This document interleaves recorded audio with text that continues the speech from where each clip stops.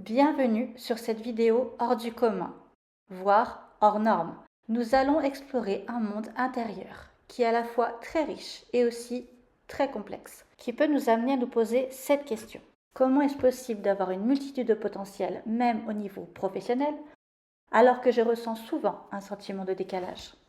Pourquoi je pense différemment? Pourquoi je ressens intensément? Pourquoi je ne suis pas normale?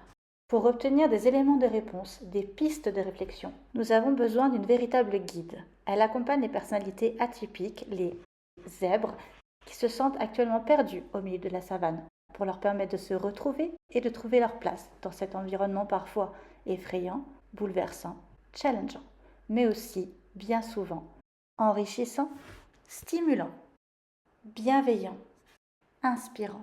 Alors, pour mieux comprendre cette différence et peut-être même révéler votre potentiel atypique, je vous invite à découvrir l'interview hors cadre de Aurore Monard. Bonjour Aurore, merci d'avoir accepté cette invitation. Merci à toi. Donc tu es l'auteur du livre Travailler autrement avec l'hypersensibilité et tu es aussi coach pour les personnes atypiques. Oui, coach pour potentiel atypique. J'aime bien dire potentiel parce que c'est quelque chose dont on ne parle pas en fait. On parle souvent de ces personnalités atypiques comme des personnes à haute sensibilité. On y voit souvent l'aspect un petit peu négatif finalement. Et on parle rarement de tous les trésors qu'ils ont en eux. Et moi, c'est ça dont j'ai envie de parler. D'accord, donc il y a vraiment des trésors. Ah oui. Alors justement, la première question, qu'est-ce que ça veut dire neuroatypique? Alors, neuroatypique, c'est tout ce qu'on va trouver sous les étiquettes. On reviendra sur ces étiquettes qui sont perçues différemment selon les personnes. Mais c'est les personnes qu'on va trouver sous les étiquettes haut potentiel intellectuel, donc HPI. HPE, c'est haut potentiel émotionnel. TDAH, donc trouble de l'attention avec ou sans hyperactivité. Et puis TSA, trouble du spectre autistique. Alors, dans la définition qu'on en donne, depuis très peu de temps, vu qu'elle est rentrée dans le Robert il y a très peu de temps, le dictionnaire, on n'inclut pas bien les hypersensibles. Moi, dans ma définition, elle est un petit peu plus large. J'y inclus aussi les personnes hypersensibles, aussi toutes les personnes qu'on appelle zèbres ou multipotentielles. Voilà, le spectre est un petit peu plus élargi. Un petit peu plus large. Et justement, les zèbres, est-ce que c'est toutes les personnes atypiques? Oui, je dirais ça. En tout cas, c'est des personnes qui ont des fonctionnements un petit peu différents, des personnes un peu hors cadre, voilà, je dirais, mais mais qui recèlent aussi tout ce potentiel dont je parlais tout à l'heure, et c'est pour ça que on va en parler. Je vais te laisser poser tes questions. Je pense on va avoir l'occasion d'en parler plus. On va y venir, donc en parlant de hors cadre, on vérifie le cadre, c'est bon, on est bon. Donc tu nous parlais de HPI et HPE. Oui. Donc HPI, c'est pour haut potentiel intellectuel, donc c'est les personnes surdouées qui ont un QI élevé par rapport à plus élevé par rapport à la moyenne, et HPE, un quotient émotionnel plus élevé par rapport à la moyenne. C'est juste ça? C'est juste ça, non, forcément non. Le haut potentiel intellectuel, en fait, ce qui est intéressant, c'est que c'est vrai qu'on en a l'image communément admise en fait de quelqu'un, qui est doué sur tout, qui va, vraiment être fort en fait dans une matière ou même plusieurs, etc. Mais en fait, le haut potentiel intellectuel, ça va bien plus loin que ça parce que on peut parler d'une pensée en arborescence. Donc pour expliquer un petit peu ce qu'est la pensée en arborescence, parce que c'est super intéressant justement ça, c'est cette pensée qui est un petit peu comme une fulgurance. C'est-à-dire qu'on a la pensée qui est logique, qui est plutôt structurée et linéaire, c'est-à-dire qu'on va passer de manière structurée, logique, d'une pensée à une autre. Et la pensée en arborescence, ça va être vraiment, on a une idée, et puis en fait, on va passer très vite dans notre tête en fait à plein d'idées qui va nous amener à quelque chose de très lointain. Et des fois, ça peut paraître très désordonné, mais finalement, ce qui est intéressant dans ces cerveaux qui pensent en arborescence, qu'on retrouve effectivement chez les hauts potentiels intellectuels, mais aussi quand même beaucoup chez certaines personnes hypersensibles ou des hauts potentiels émotionnels. C'est qu'en fait, des fois, ça peut paraître presque comme, je vais dire, voilà, peut-être pas de la voyance, mais c'est tellement fulgurant, en fait, qu'on n'arrive pas, et qu'ils n'arrivent pas eux-mêmes d'ailleurs, à expliquer le cheminement, parce que ça va très très vite. Et en fait, ça, c'est une capacité qui est incroyable, quoi, parce que ça leur permet, de manière très fine, d'aller très vite, et même, en fait, d'avoir une vision presque de ce qui va se passer, ou de le ressentir, ou de pouvoir le penser très rapidement. Et ce qui est incroyable dans cette manière de penser, c'est que souvent, ils ont raison, quoi. Donc, voilà. Ça, c'est la pensée en arborescence, c'est quelque chose qu'on connaît peu, finalement, mais qu'on retrouve surtout beaucoup chez les hauts potentiels intellectuels. Voilà.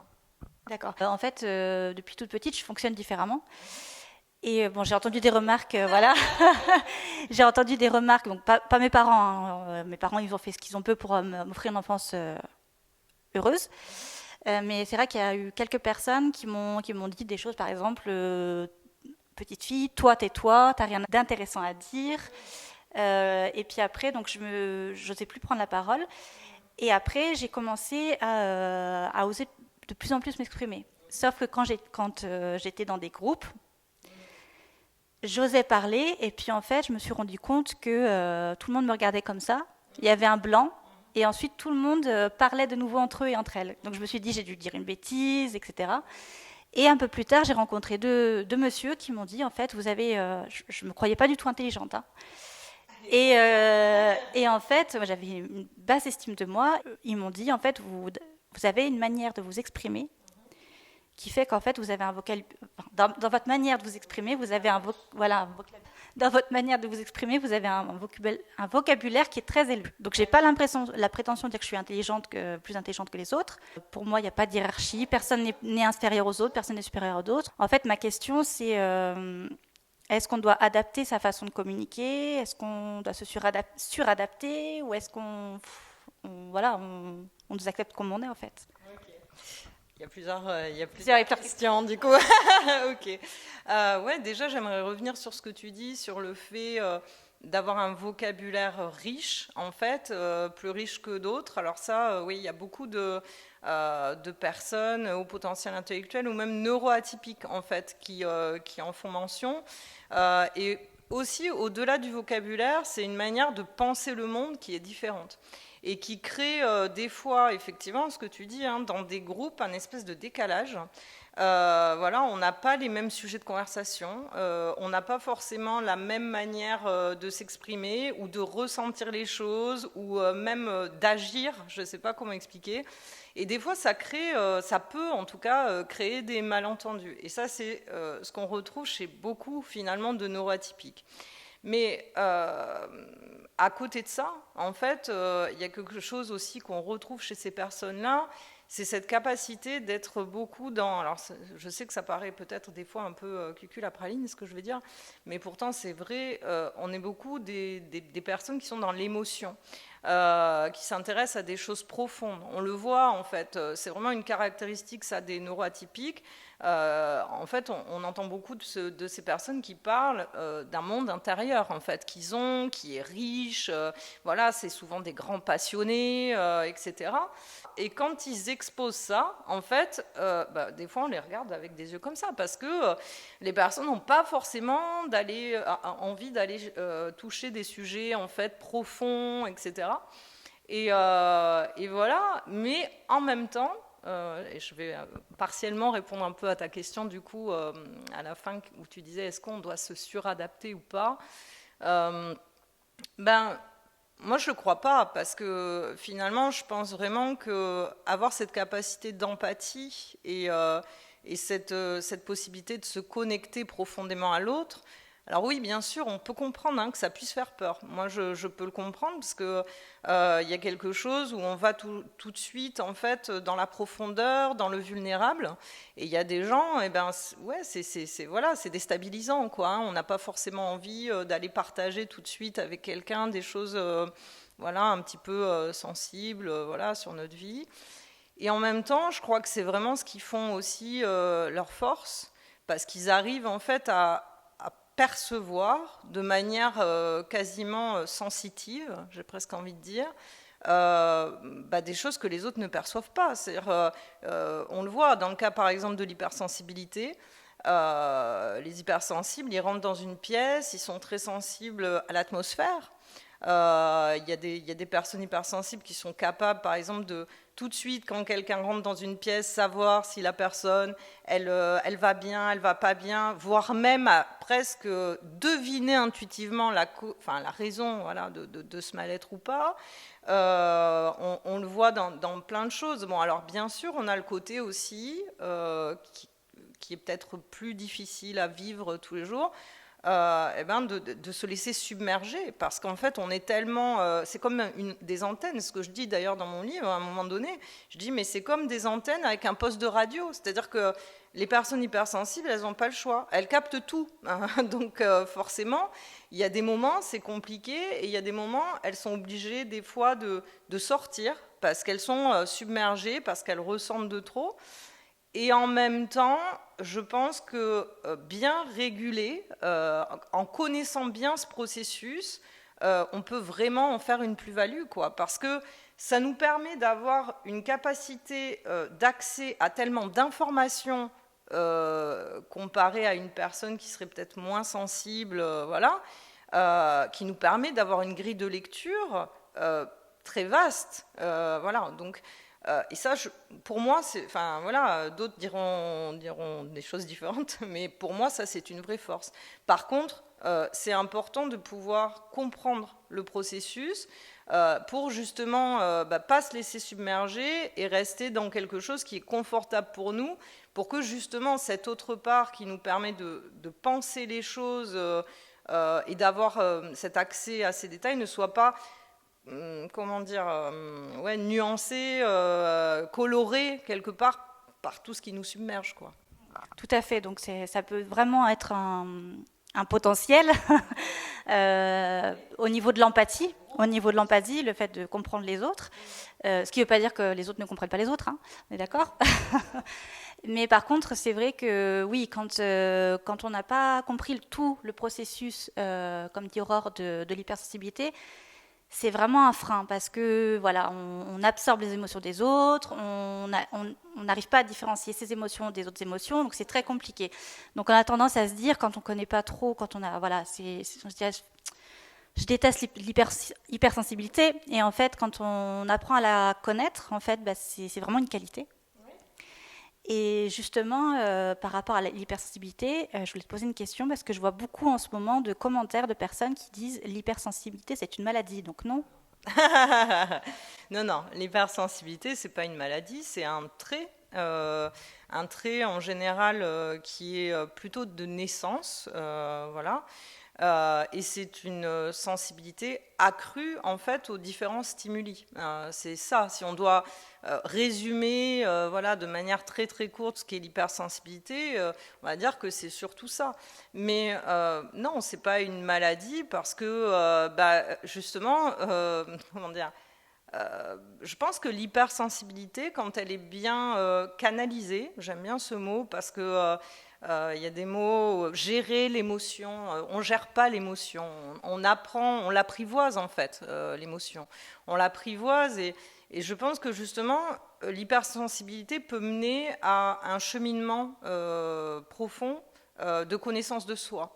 C'est-à-dire que une personne, c'est un peu, enfin, je le raconte un peu dans mon livre en filigrane, même s'il ne parle pas que de ça, mais j'explique que quand on vit, en fait, quand on est avec ce trait-là, eh ben, on est un peu obligé, comme on capte plein de choses, d'aller, c'est exactement ce que tu disais, c'est-à-dire d'aller s'interroger très jeune sur qu'est-ce qui m'appartient, qu'est-ce qui ne m'appartient pas, finalement, voilà, pourquoi je ressens tout ça d'un point de vue énorme, alors que peut-être mon voisin, il vit la même situation, il va le vivre beaucoup moins intensément que moi. Donc, je pense que ça amène aussi à se poser des questions sur soi, et que ça amène à une meilleure connaissance de soi. Mais justement, pour pouvoir effectuer ce cheminement, je pense qu'il faut démystifier la peur, en fait, qu'on a de ces émotions qui nous submergent et qui, effectivement, quand elles nous submergent, sont très, comment dire, je ne vais pas dire handicapantes, parce que ce n'est pas le bon mot, mais voilà, elles peuvent vraiment nous poser un problème, en fait, au quotidien.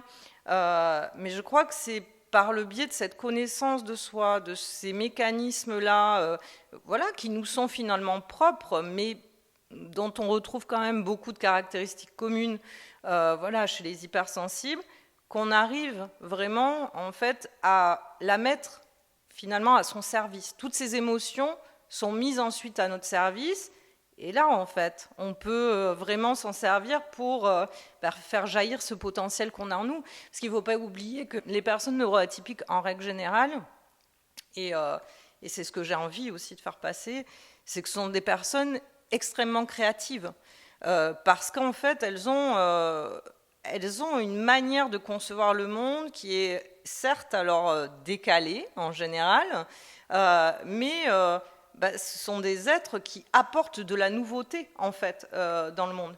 Et ça, quand on met cette sensibilité au service de ces créations-là, et qu'à un moment donné, on n'a plus peur, et c'est dur, hein, c'est un chemin, hein, je suis bien d'accord, hein, mais qu'on n'a plus peur, en fait, d'exposer finalement tout ça, je pense que là, on voit bien que la sensibilité est une force. Je ne vois pas comment on ne peut pas le voir.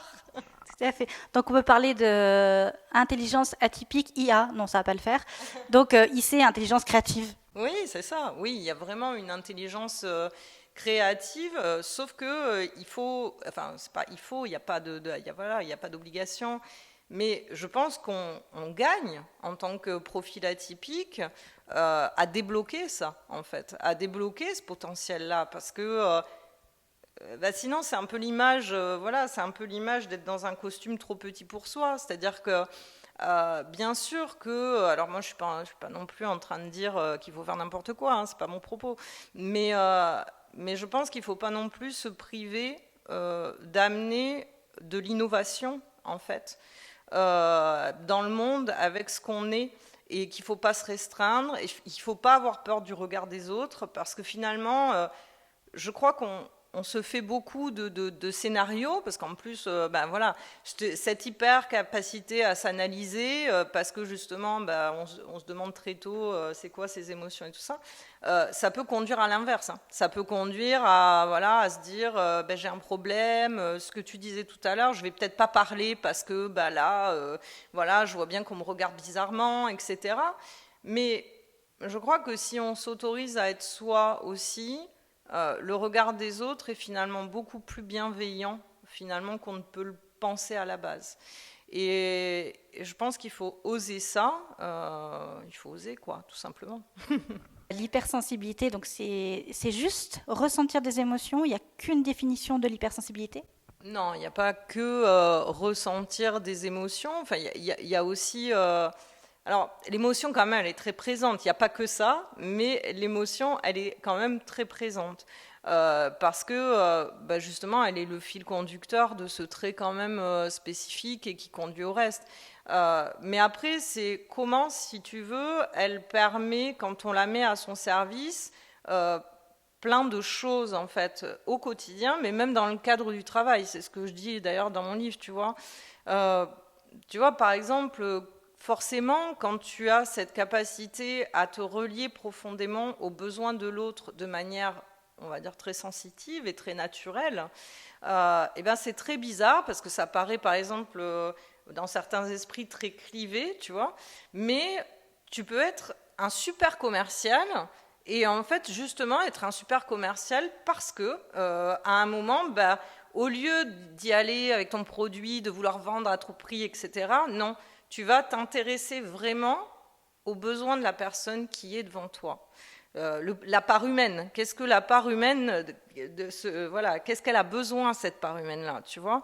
Et je parle de ça, c'est pas moi qui en parle directement, mais J'ai rencontré quelqu'un que je parlais dans mon livre qui s'appelle Alain, qui est dans ce cas-là d'ailleurs, qui est commercial, et qui explique ça, qui explique qu'en fait c'est sa sensibilité qui lui permet d'avoir les résultats qu'il a en fait, alors qu'on pourrait se dire au prime abord, mais attends, les émotions, le commerce, rien à voir, tu vois, enfin voilà.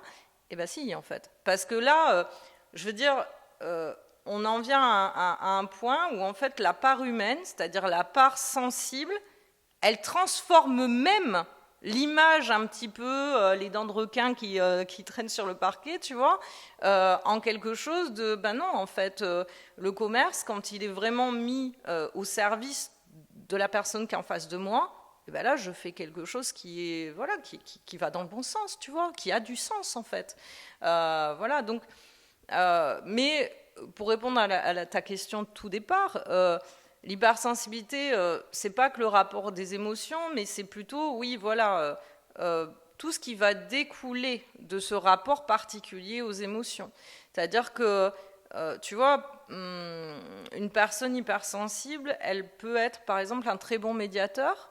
Dans le sens pareil, où ben, ça arrive, par exemple, dans le cadre du travail, ou même dans notre vie quotidienne, tu vois, tu te retrouves quelque part où des personnes ne sont pas en accord, en fait, dans les points de vue. Et en fait, une personne hypersensible, souvent, elle va réussir à être à l'écoute de ces différents points de vue, et souvent, elle va faire un très bon médiateur entre ces personnes-là, justement parce qu'elle a cette sensibilité-là. Et en fait, on en vient à quelque chose qui est plus de l'ordre du conflit, mais qui est de l'ordre de la cohésion. Donc, toute cette sensibilité, finalement, quand justement on arrive à la canaliser, quand on arrive à la comprendre et quand on arrive à voir qu'elle peut finalement servir le monde, j'ai envie de dire presque, que ce soit dans une entreprise, que ce soit au quotidien, mais dans un but de cohésion, dans un but de, voilà, je ne vais pas dire d'élévation, mais il y a quelque chose de cet ordre-là quand même, c'est-à-dire que dans l'exemple que je viens de montrer, là, on élève, vu qu'on est sur un conflit, et puis on va amener les hommes à s'entendre pour faire quelque chose en commun. Donc, voilà, là, on en voit toute la puissance. Enfin... Et c'est ce que tu expliques très bien dans ton livre, justement. C'est, par exemple, pour les managers, qu'est-ce qu'une personne hypersensible peut apporter de plus à mon entreprise? Donc, c'est vrai que ton livre est beaucoup intéressant pour ça. Et justement, par rapport au monde du travail, donc, petite anecdote personnelle encore. En fait, avant d'être entrepreneur, je cumulais les jobs alimentaires. Et les rares fois où j'avais des CDI, je ne les gardais pas. Parce que soit j'avais des patrons qui étaient irrespectueux envers la clientèle, soit irrespectueux envers les employés, soit j'avais des patrons qui essayaient de m'humilier devant la clientèle. Enfin bon, c'était l'horreur. Ou soit le produit en lui-même. Je cherchais très loin. À un moment donné, j'étais commerciale en porte-à-porte. Pour une timide, c'est quand même... Mais j'avais un super PDG, des super collègues, vraiment tout bien. Mais en fait, le produit en lui-même ne matchait pas avec mes valeurs. Et en fait, je me suis dit, mais pourquoi j'arrive pas à faire comme tout le monde, à avoir un boulot, pourquoi j'arrive pas à aller, même si j'ai la boule au ventre, je vais quand même au travail. Je vais au travail et puis je rentre à la maison. Je fais comme tout le monde, en fait. J'arrive pas. Pourquoi je recherche du sens? Pourquoi je me pose ces questions? Pourquoi je suis instable professionnellement, en fait? Est-ce que ça parle? Un lien. Oui, ça a un lien. Déjà, encore une fois, elles sont riches, tes questions. Il y a deux choses dans ce que tu dis. Il y a déjà le fait que les personnes hypersensibles, en règle générale, elles ont vraiment le sens de la valeur et du sens. Vraiment, mais voilà, très très forte, que tu vois, jalonnée au corps. C'est-à-dire que ce sont des êtres entiers et sont des êtres qui ont beaucoup de mal à porter un masque, en fait. Le jeu du masque social, c'est quelque chose qui est compliqué, en fait, pour les personnes qui possèdent un trait hypersensible, parce qu'il y a quelque chose qui est de l'ordre de la congruence, c'est-à-dire je suis je suis comme je suis et j'ai le besoin de me montrer comme je suis parce que j'ai pas envie de jouer un jeu théâtral et j'ai envie d'être acceptée aussi comme je suis. Donc déjà, il y a ça qui peut poser problème. Et puis, il y a aussi le fait que ce sont des êtres aussi qui sont passionnés, qui ont besoin de croire en quelque chose, enfin, de force, c'est-à-dire quasiment une vision. C'est-à-dire qu'à un moment donné, moi ça ne m'étonne pas ce que tu racontes sur le fait, voilà, voilà, j'avais des bonnes conditions et tout, mais ce que je portais au quotidien, et ben ça, voilà, c'était pas congruent avec qui j'étais, quoi. Et quelque part, ça interchoquait. Là, je dépasse un peu tes propos, hein, mais voilà, tu me reprends si je suis pas dessus, mais c'est ce que j'entends. Voilà, je suis pas en adéquation avec ça, quoi. Enfin, il y a un truc qui me, ouais, ça va pas, quoi.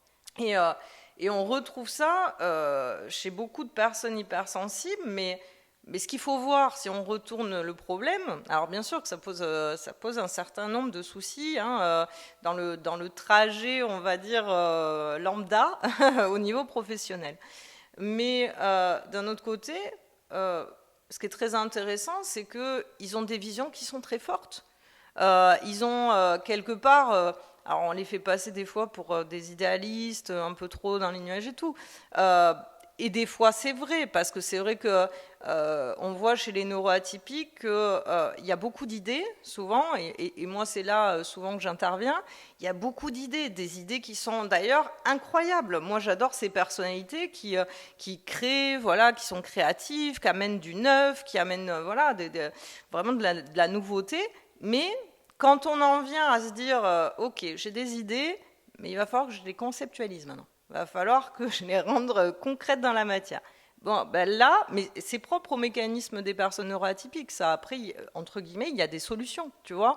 Et c'est pour ça qu'il faut, enfin, c'est pas il faut, encore une fois, mais c'est pour ça que c'est intéressant de comprendre ce mécanisme pour, à un moment donné, mettre des choses en place pour que ces superbes idées, à un moment donné, elles ne restent pas que là, quoi. Elles se matérialisent et puis elles profitent justement concrètement au monde. Et c'est, enfin, en tout cas, c'est tout l'objet d'une partie de mon travail d'accompagnement. Et en fait, comme ce sont des êtres qui vivent vraiment par rapport à leur alignement intérieur, parce que c'est ça que j'explique aussi dans mon ouvrage, c'est que le travail, pour un hypersensible, c'est pas que du travail. Ça fait partie, en fait, d'un cheminement qui est global. Beaucoup de personnes hypersensibles, ils aiment évoluer dans la vie, ils aiment voir leur cheminement de manière vraiment globale. C'est pas simplement bon, je fais un job alimentaire, puis je compartimente, puis non, c'est mon job, il fait partie de moi aussi, et voilà, tout va évoluer avec finalement ma propre évolution. Donc on va se passionner pour quelque chose, là on va être à fond, on va vraiment s'appliquer, passer des heures voilà, sur le domaine en question. C'est pour ça qu'en fait, quand on est hypersensible, on a une capacité de travail, quand on croit en ce qu'on fait, qui est juste hors norme. Et d'ailleurs, il faut des fois y faire attention, parce qu'on peut aller bien au-delà de ces résistances. Donc voilà, il faut aussi savoir prendre des temps de repos, se reposer, etc. Mais en fait, ce côté passionné, des fois, fait aussi que, on fait vite le tour de la question, en fait, hein, parce qu'on y va à fond, et on peut se lasser, en fait, plus vite, en fait, que la normale, et donc avoir l'envie, de passer à autre chose, et justement d'avoir un autre choix qui, en fonction de notre évolution, nous paraît à ce moment-là beaucoup plus congruent. Donc si, au bout d'un moment, il y a un trop grand décalage entre le sens, les valeurs qui sont portées tous les jours, en fait, en se levant le matin, et ce qu'on ressent, on va avoir tendance à vouloir changer, bouger. Et c'est vrai qu'aux yeux de l'employeur, ça peut passer pour de l'instabilité, parce qu'on se retrouve avec des CV où il y a plein d'expériences différentes, etc. Et en même temps, c'est ce qui crée vraiment la richesse de ces profils. Alors, c'est rarement vu comme ça, mais c'est aussi ce qu'on peut mettre sous encore une étiquette, la multipotentialité. C'est-à-dire que, parce qu'il ne faut pas oublier que pendant ces expériences-là, qui durent, suivant les personnes, hein, ça peut durer 6 mois, ça peut durer 2 ans, ça peut durer 5 ans, peu importe. Mais en fait, on acquiert des compétences. Et c'est vrai que c'est rarement valorisé comme ça. Alors que, ça fait des personnes qui sont extrêmement riches et qu'on peut mettre à des postes finalement très différents. Et dans ces postes-là, tant qu'ils vont avoir le sens de ce qu'ils font, tant qu'ils vont être allumés de l'intérieur, quelque part, ça va être des éléments au sein d'une entreprise qui sont juste hyper impliqués et qui vont donner à 200% leur énergie pour ce qu'ils font, quoi. Très bien. Et du coup, pour en revenir tout à l'heure, on parlait de canaliser les émotions, donc je suis tout à fait d'accord avec Aurore. J'ai du mal avec le mot gérer les émotions, c'est plutôt canaliser. Est-ce que tu as des conseils à nous donner ? Oui, alors déjà, moi je pense qu'il faut, on l'a dit tout à l'heure, bien comprendre le fonctionnement de l'hypersensibilité. Ça, c'est quand même la première chose. Et puis ensuite, je pense qu'il ne faut pas oublier que derrière ce trait hypersensible, parce que on a tendance à entendre, l'hypersensibilité c'est un problème, parce que justement, on est submergé par les émotions, et donc on ne peut plus les gérer, ça devient malaisant au quotidien.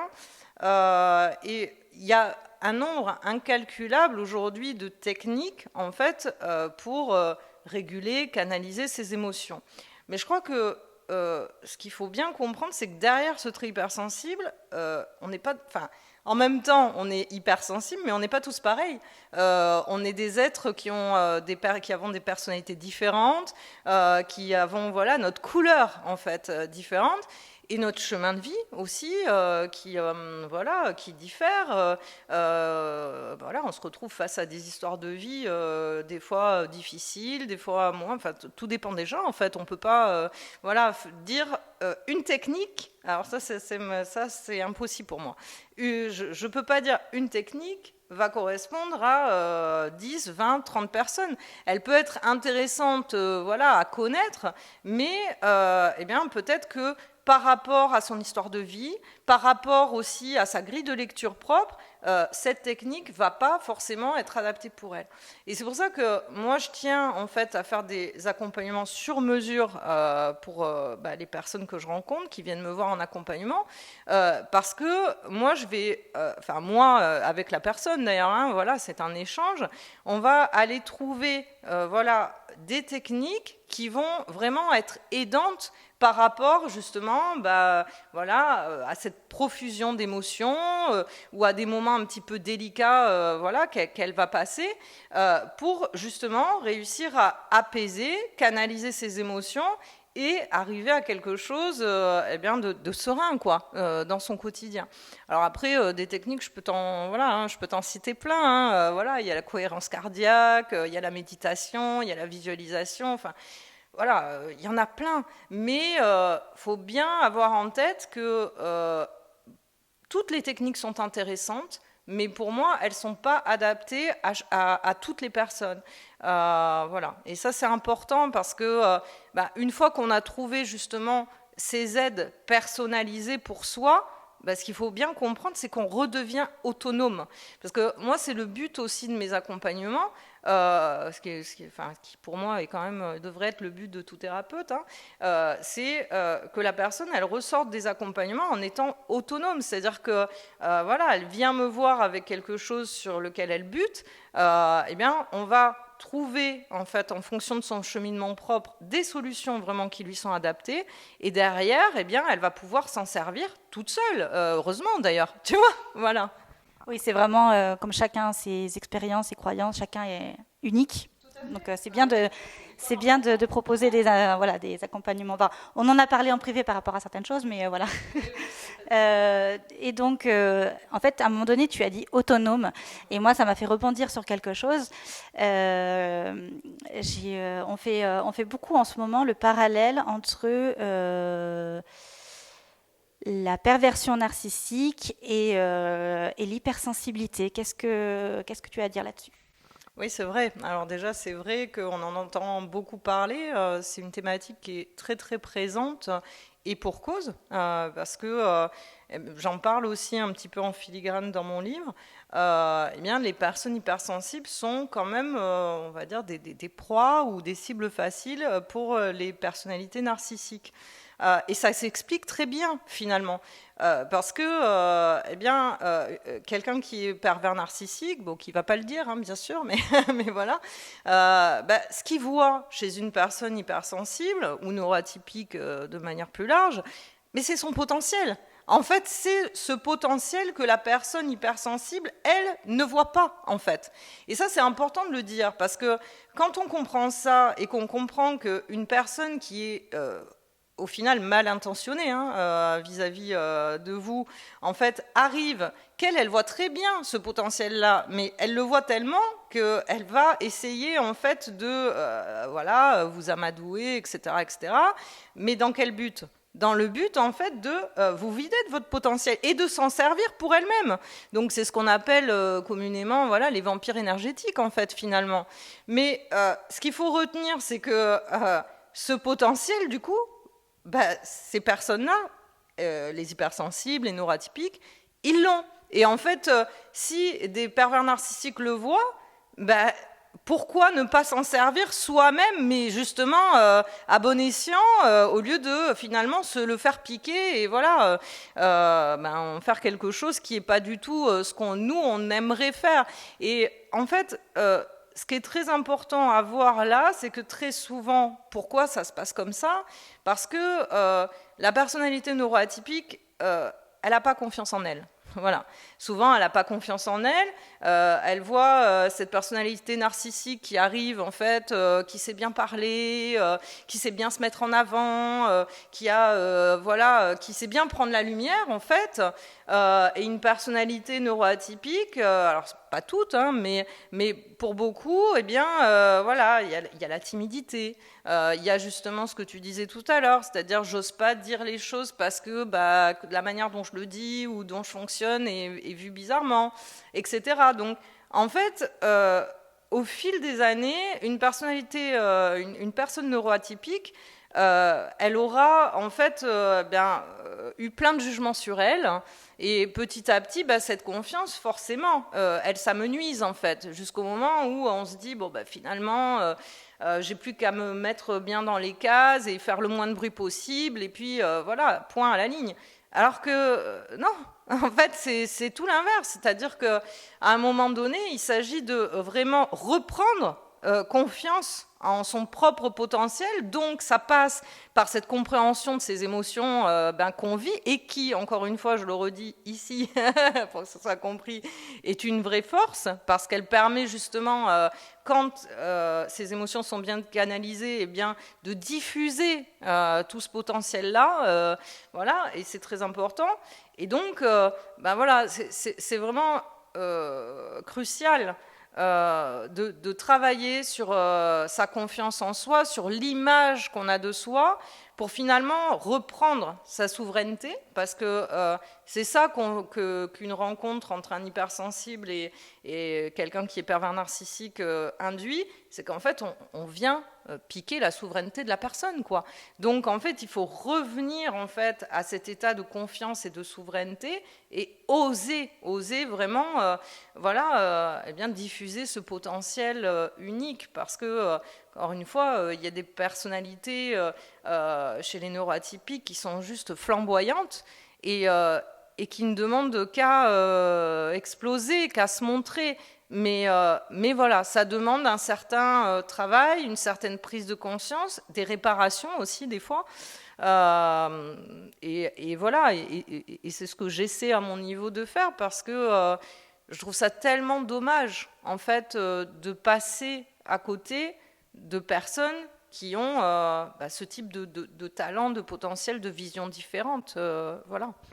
Tout à fait. Et ne pas, c'est facile à dire mais pas facile à faire, mais ne pas culpabiliser, parce que justement, quand on est hypersensible, on a cette empathie. Et on a tendance à se dire, je l'avais même pas vu, quoi. Ouais, bien sûr. Alors oui, on le voit pas. Ça, c'est certain qu'on le voit pas.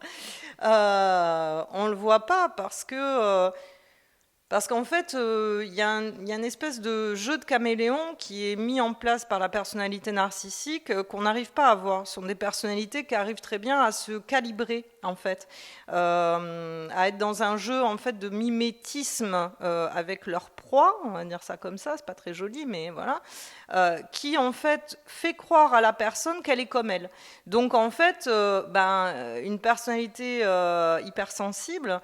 Elle y va avec le cœur, quoi. C'est-à-dire qu'à un moment donné, elle voit quelqu'un comme elle a envie de partager, elle se confie, et c'est tout le but, d'ailleurs, tout le rouage de la perversion narcissique, c'est-à-dire que le lien de confiance, une fois qu'il est établi, comme la personne hypersensible est entière, elle va tout donner d'elle. Elle donne tout, mais du coup, elle ne se rend pas compte que tout lui est extirpé. Et bien sûr qu'on n'a pas culpabilisé, on peut pas culpabiliser de faire confiance et d'être en empathie et d'être dans une hypersensibilité. Non, c'est pas possible.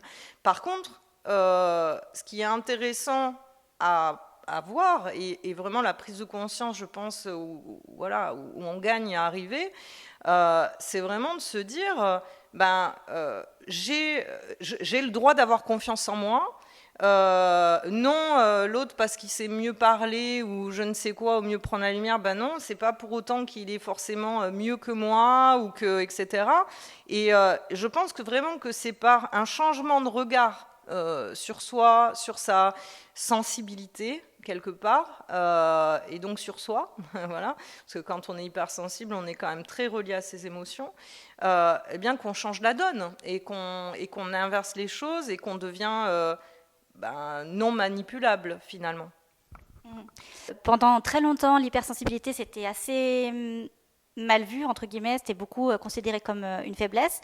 J'ai plutôt l'impression que maintenant, la vapeur a tendance à s'inverser, on en parle de plus en plus. C'est une bonne chose. Par contre, est-ce que ça ne deviendrait peut-être pas un phénomène à la mode ou... Alors, oui, oui et non.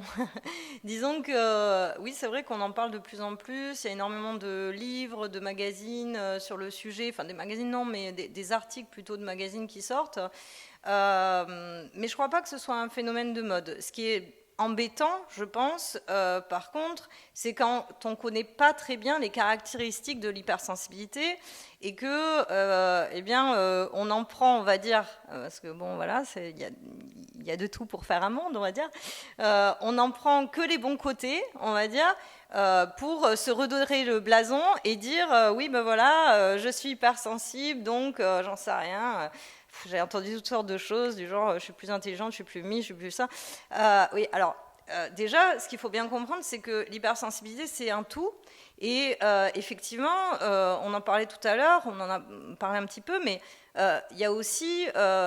c'est pas des côtés négatifs, mais c'est-à-dire que sont des côtés quand même qui, au quotidien, demandent à être travaillés et en fait, qui sont pas de prime abord, je sais pas comment expliquer, quoi, faciles dans le quotidien. C'est-à-dire que, par exemple, une personne hypersensible, elle est sensible, justement, à l'ensemble des stimuli. Donc ça, c'est quelque chose, par contre, qu'il faut savoir gérer. Ça s'apprend pas tout seul. C'est pas, il y a des personnes qui ont, par exemple, recours, et c'est très bien d'ailleurs, mais qui peuvent avoir recours à des casques anti-bruit, tu vois, parce que il y a des moments vraiment. Il y a quelque chose qui fait que le bruit, ça devient insupportable pour eux et qu'ils ont besoin de s'isoler et voilà, et ils ont recours à ça. Il y a aussi le fait que des fois, quand on est submergé, on en parlait un peu tout à l'heure, il nous faut sortir parce que ça nous submerge, voilà, on a les émotions des autres, on ressent des choses et on a besoin de ça. Il y a le fait qu'on reçoive énormément d'informations, parce que c'est ça aussi, hein, l'hypersensibilité, tu vois, ça me vient au fur et à mesure, mais tu me posais la question tout à l'heure, il y a aussi ce fait que pourquoi en fait une personne hypersensible a besoin de plus de temps de repos, et ça c'est vraiment très important, j'insiste là-dessus. C'est pas, c'est pas un hasard, c'est juste que en fait on reçoit plus d'informations au niveau de notre cerveau que les autres. Donc en fait, on comprend bien à partir de là que si on reçoit plus d'informations, mais il y a un moment donné, il y a une surcharge au bout d'un moment, et que donc on a besoin de pauses plus fréquentes pour faire redescendre tout ça et revenir à un état de calme, d'apaisement, tu vois, qui nous permet de derrière mieux traiter l'information et tout ça. Voilà. Donc, ce que je veux dire par là, c'est que toutes ces choses-là, moi personnellement, je ne les vois pas comme des contraintes, mais par contre, parce qu'elle sert aussi derrière beaucoup de choses. C'est-à-dire que, comme je disais tout à l'heure, avoir accès en fait à plus d'informations nous permet d'avoir une grille de lecture beaucoup plus large, donc une compréhension bien beaucoup plus fine des choses. Voilà, c'est-à-dire que c'est un peu la pièce de monnaie. C'est il y a une face blanche, une face noire, tu vois.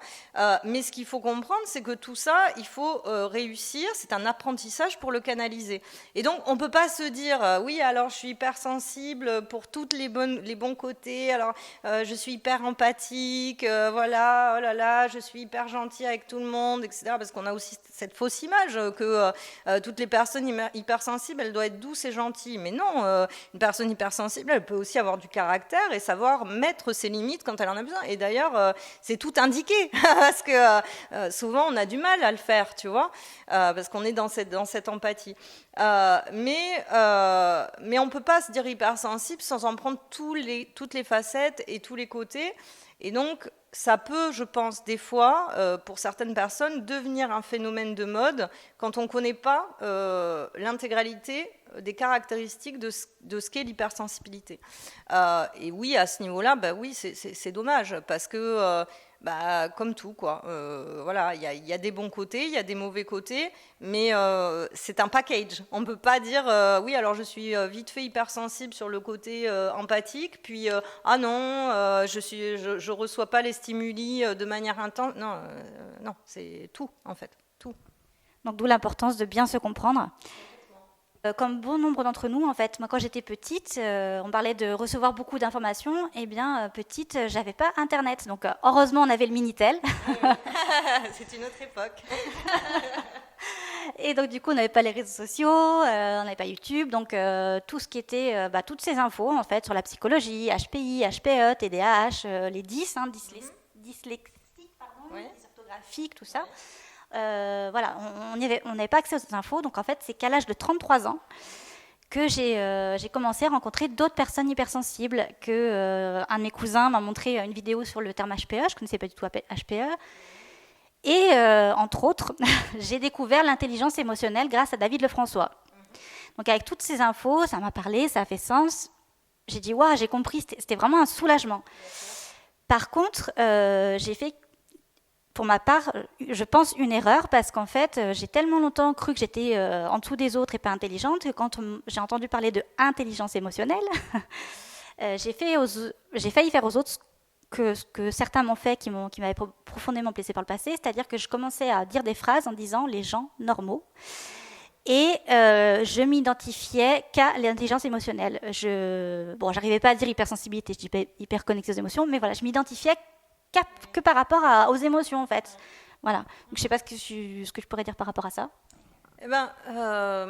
C'est intéressant ce que tu dis, parce que justement, on retrouve un peu ça avec les étiquettes, voilà, que sont HPI, HPE, TDAH, TSA, voilà. Et en fait, on a ce rapport un petit peu duel. Alors, moi, ce que je pense de tout ça, c'est que, on va pas se leurrer quand même, là où moi je te rejoins, c'est qu'il y a plusieurs années, on n'avait pas cette connaissance. En fait, ce qu'apporte vraiment la connaissance de ces étiquettes, c'est un éclairage sur des types de fonctionnement différents. Et à ce niveau-là, moi, je trouve que vraiment c'est une plus-value.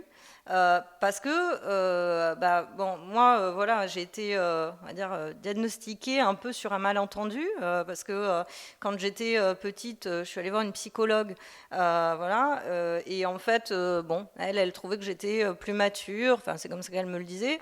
Et donc un jour elle m'a demandé si je voulais faire un test, mais sans me dire quoi qu'est-ce, et elle m'a fait ce test. Et en fait c'est comme ça qu'elle m'a dit, et à l'époque il n'y avait pas le terme HPI, hein.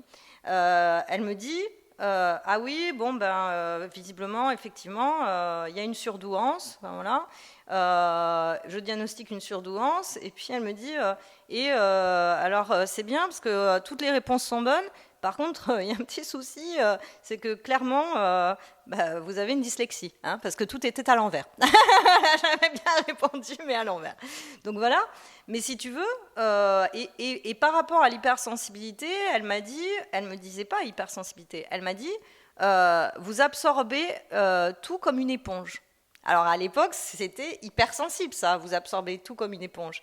Mais tu vois, les mots qui étaient posés, c'était surdoué et vous absorbez tout comme une éponge. Voilà, dyslexique, voilà, mais bon. Et en fait, on a beaucoup évolué par rapport à ça, parce que moi, quand je suis sortie de là, si tu veux, de cette séance, où d'ailleurs, au départ, j'étais pas venue du tout pour ça, donc voilà, ça m'a pas du tout parlé, quoi. Et surtout, à l'âge que j'avais entre 12 et 14 ans, tu vois, j'avais pas du tout envie de passer, parce que pour moi, surdoué, derrière, il y avait l'intello de service, tu vois, donc tu vois, c'est un peu l'âge adolescent, t'as pas du tout envie de passer pour ça, donc j'ai mis ça très loin de moi, puis je me sens, tu vois, je me sentais pas spécialement plus intelligente que tout le monde, donc voilà, c'est pas du tout quelque chose qui m'a parlé, au contraire, je l'ai plutôt rejeté, et donc, je me retrouve là où tu expliques, j'ai évolué en fait un peu sans trop savoir. J'avais pas de grille de lecture pour savoir, pour connaître mon fonctionnement. Je réagissais voilà, différemment des autres, je le voyais, mais j'avais pas d'explication. Et moi c'était un peu pareil jusqu'à ce que je découvre voilà, ces acronymes, ces étiquettes, je sais pas comment on peut appeler ça, pardon, et voilà, et le fonctionnement, les définitions qui vont avec et tout ça. Et là, oui, ça m'a éclairé. Par exemple, ce dont je parlais tout à l'heure, le HPI et la pensée en arborescence. Pour moi, c'est une évidence. Tu vois, voilà, là, clairement, ça me parle plus déjà. Oui, effectivement. Donc, voilà. Mais, parce qu'il y a un mais, voilà, c'est toujours des réponses, rien n'est blanc ou noir. Mais en fait, ce qui me semble très important aussi de dire, c'est que derrière ces étiquettes, où voilà, tu parlais toi d'intelligence émotionnelle, mais voilà, c'est un peu pareil pour ce genre d'acronyme. C'est bien, ça permet de se comprendre, mais il ne faut pas s'y restreindre, quoi. Il y a un moment donné, derrière, chaque être est unique. On a des personnalités différentes, avec des couleurs, voilà, une palette de couleurs, quoi. Voilà, heureusement d'ailleurs, c'est ce qui fait la diversité dans le monde. Et je pense que ça doit devenir une aide, si tu veux, au niveau de la compréhension et de la grille de lecture que tu as de toi, mais ça ne doit pas t'enfermer, ça ne doit pas te stigmatiser, ça ne doit pas te restreindre. Voilà. Donc voilà, donc je suis partagée. C'est-à-dire que je pense qu'il y a une vraie avancée et en même temps, je pense vraiment que il ne faut pas se restreindre. Il y a une vraie avancée, mais je crois par contre qu'il ne faut pas se restreindre. Ça, c'est important, oui. Donc du coup, quand on est atypique, on peut très bien avoir une relation de couple. Bien sûr. On peut avoir des amis. Oui, bien sûr. S'épanouir dans le monde professionnel. Oui. Non, mais je crois qu'en fait, on peut tout faire. Je pense qu'on peut vraiment tout faire et que, en fait, c'est possible à partir du moment où on se rejette pas, justement, qu'on s'accepte comme on est et qu'on n'en fait pas un problème.